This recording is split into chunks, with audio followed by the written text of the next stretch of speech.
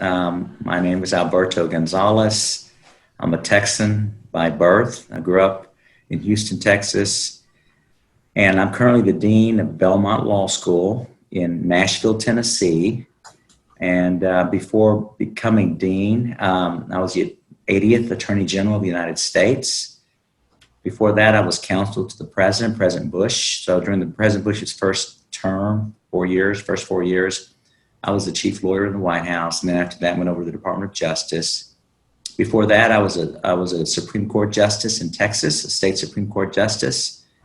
Before that, I was Secretary of State of Texas, and the primary responsibility for most secretaries of state in this country were the chief elections officer. So we're coming up to obviously the November 2020 elections. That'll be a very busy time for all secretaries of state around the country. Before that, I was general counsel to then Texas Governor George W. Bush. I did that for 3 years. I was his chief lawyer.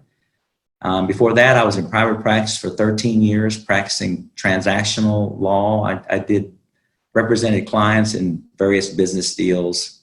That was in Houston, Texas, and that was my first job as a lawyer. How does it feel to be the first Hispanic American to hold such a high position and have people look up to you for that? Like, how does that make you feel? Well, I think that it's a position of great responsibility for all Americans, not just for other Hispanics.